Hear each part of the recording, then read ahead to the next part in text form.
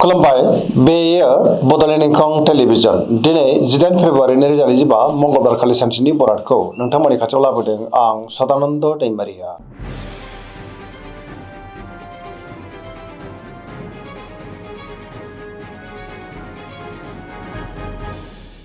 सिगां फरायनो लादों मेष राशि गिबि हांखो अ ल दिनैनि साना जोबोर मोजां गोसोखौ जोबोर गोजोननाय मोनगोन मोनफ्रोमबो खामानियावनो दिनै जाफुंसारनो हागौ गोदान खामानियाव आखाइ होजेननो हागोन गोथों आरो गोग्गो साननो रोंगोन गियाननि आंखाल जानाय नङा मावलांनाय खामानिफ्रा दिनै गोरलैयैनो मावफुंजानोबो हागौ बहानिफ्रायबा हरखाबै मोजां खौरां फैनोबो हागौ देहाया दिनै मोजाङैनो थागोन रांखावरियाव मोजां मोननो गोनांखौ दिनै मोननो हागौ आयाबो बांगोन बेफार फालांगियावबो दिनै जोबोर मोजां मुलाम्फा मोननो हागौ नखराव बिसि फिसायनि गेजेराव अननानै फैगोन गोसोआव बोलो बांगोन गोथों आरो गोग्गो साननो हानानै गोसोआव गोजोननाय फैगोन समाजावबो मान मोननो हागोन लाइमोनफोरनि गोसोआ दिनै जोबोर रमान्टिक जागोन गावबा गावनि गोसोनि साननायफोरखौ फोरमायलायनोबो हागोन फरायसाफ्रा दिनै फरायनायाव गोसो दुंखांगोन आरो मोजां फिथाइ मोननो हागोन धोरोमारि बिथिङावबो गोसो दुंखांनो हागौ।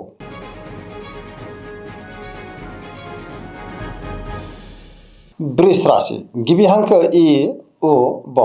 दिनैनि साना मोजां आरो गाज्रिनि गेजेरजों बाबेनलांनो हागौ गोसोआव गोनो गोथो साननायबो फैनो हागौ गावनि गोसोनि साननायफोरखौ दिनै गुबुननो फोरमायनो गोब्राब जागोन सोरबा लोगोनिफ्राय हरखाबै गाज्रि खौरांबो फैनो हागौ मावनो लानाय खामानिफ्रा दिनै मावफुंनायाव माबा नङा मोनसे हेंथाबो फैनो हागौ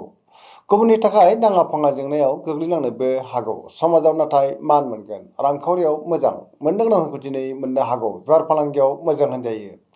नखराव बिसि फिसायनि गेजेराव एना एनिबो फैनो हागौ गोसोनि साननायफ्रा दिनै गोरोबलायाबो जानो हागौ देहाया मोजाङैनो थागोन अब्लाबो नाथाय जानाय लोंनायाव सांग्रां जानांगोन नेगेटिभ एनार्जिनि गोहोमबो गोग्लैनो हागौ गोसोखौ दिनै जोबोर उसुखुथु मोननोबो हागौ।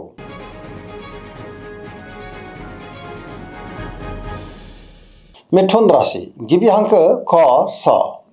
दिनैनि साना मोजां आरो गाज्रिनि गेजेरजों बाबेनलांनो हागौ गोसोआव गोनो गोथो साननायबो फैनो हागौ गावनि गोसोनि साननायफोरखौ दिनै गुबुननो फोरमायनो गोब्राब जागोन आरो नेगेटिभ एनार्जिनि गोहोम गोग्लैनोबो हागौ समाजाव मानहानि जानांनोबो हागौ गावखौनो लोगो गैयै बायदि जानोबो हागौ गियाननि आंखाल जानोबो हागौ गोसोआव गुलाय गुजाय साननाय फैगोन देहाया दिनै बारा मोजां थानाय नङा गोबां रोखोमनि देहायारि जेंनाजों मोगा मोगि जानांनोबो हागौ जानाय लोंनायाव सांग्रां जानांगोन रांखावरियाव मोजां बेफार फालांगियावबो मोजां होनजायो नखराव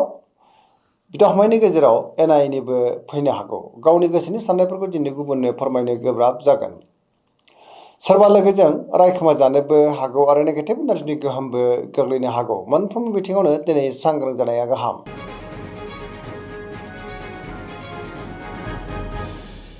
कर्कट राशि गिबि हांखो ड ह दिनैनि साना जोबोर मोजां गोसोखौ दिनै जोबोर गोजोननाय मोनगोन बहाबा दावबायनो एबा हान्थिनो खाबु मोननो हागौ आरो मोजाङैनो हान्थिनोबो हागोन सोरबा लोगोजों बाख्नाय जानोबो हागौ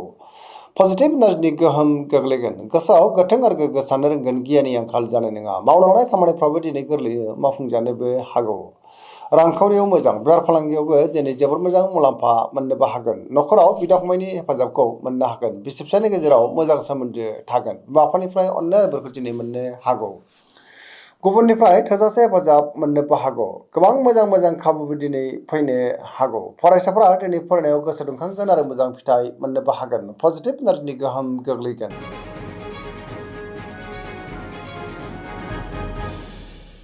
सिंह राशि गिबि हांखो म ट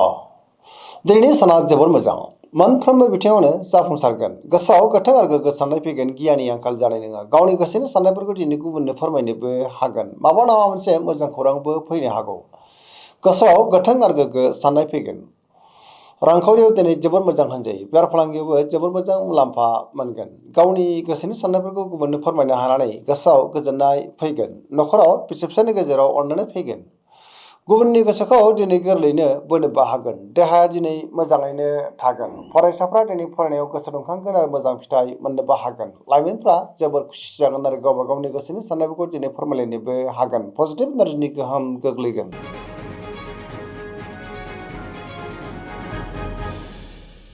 कन्या राशि गिबि हांखो प ट दिनैनि साना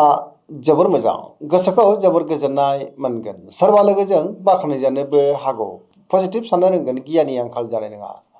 बहाबा दावबायोब्ला दिनै जोबोर मोजां आरो मोजाङैनो हान्थिनोबो हागोन गोसोआव दिनै गोथां आरो गोग्गो साननाय फैगोन सोरजोंबा बाख्नाय जानोबो हागौ रांखावरियाव मोजां बेफार फालांगियाव मोजां होनजायो अब्लाबो नाथाय खरसायाबो बांनो हागौ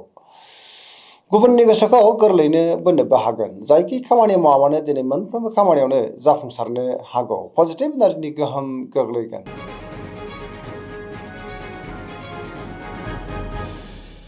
तुला राशि गिबि हांखो र थ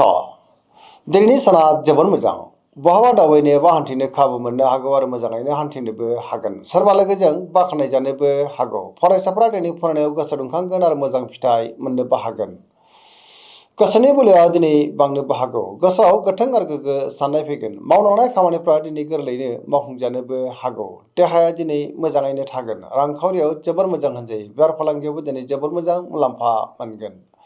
बिदा फंबायनिफ्राय थोजासे हेफाजाबबो मोननो हागौ बिसि फिसायनि गेजेराव अनलायनाया बांगोन गुबुननि गोसोखौ गोरलैयैनो बोनोबो हागोन लोगोफोरनिफ्राय थोजासे हेफाजाबबो मोननो हागौ गोदान थांखि लानो रोंगोन सेंग्रा सिख्लाफोरनि गोसोआ दिनै जोबोर रमान्टिक जागोन आरो गावबा गावनि गोसोनि साननायफोरखौ फोरमायलायनोबो हागोन पजिटिभ एनार्जिनि गोहोम गोग्लैगोन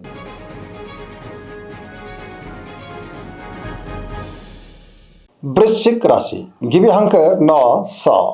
दिनैनि साना जोबोर मोजां गोबां मोजां खाबु दिनै मोननो हागौ गुबुनजों मोजां सोमोन्दो लाखिनोबो रोंगोन समाजाव मान बांगोन गुबुननि थाखाय दिनै गोबां मोजां खामानि मावनानै होनोबो हागोन आरो पजिटिभ एनार्जिनि गोहोम गोग्लैगोन गोसोआव गोथों आरो गोग्गो साननाय फैगोन समाजाव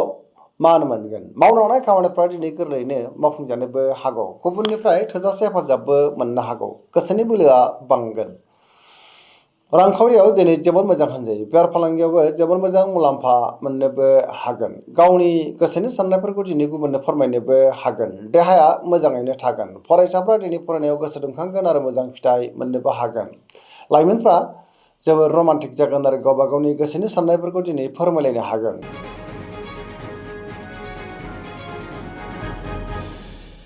धनु राशि गिबि हांखो ध फ भ दिनैनि साना बारा मोजां नङा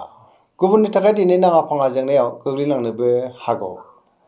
सोरबा सुथुरनि गाज्रि नोजोरबो थानो हागौ गोसोआव गोनो गोथो साननाय फैगोन गोथों आरो गोग्गो साननो रोंनाय नङा गावनि गोसोनि साननायफोरखौ गुबुननो फोरमायनो गोब्राब जानोबो हागौ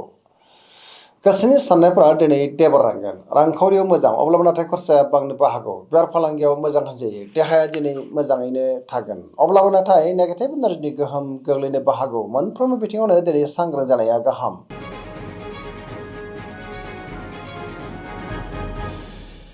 मकर राशि गिबि हांखो ख ज दिनैनि साना मोजां आरो गाज्रिनि गेजेरजों बाबेलांनो हागौ गोसोआव गोनो गोथो साननायबो फैनो हागौ गावनि गोसोनि साननायफोरखौ दिनै गुबुननो फोरमायनो गोब्राब जानोबो हागौ माबा नङा मोनसे जेंनाजों मोगा मोगि जानानै गोसोआव मानिबा उन दाहाबो फैनो हागौ रांखावरियाव मोजां होनजायो बेफार फालांगियावबो मोजां अब्ला नाथाय खरसाया बांनोबो हागौ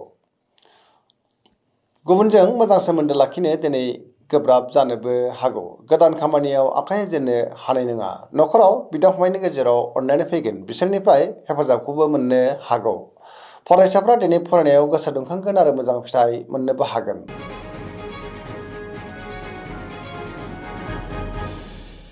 कुम्भ राशि गिबि हांखो ग स दिनैनि साना जोबोर मोजां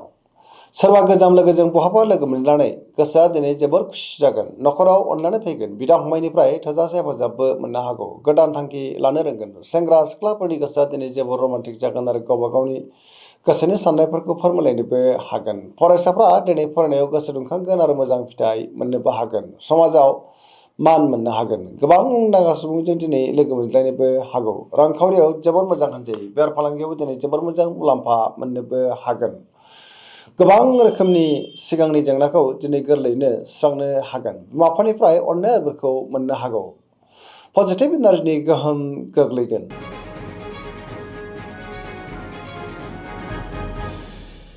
मीन राशि गिबि हांखो ड स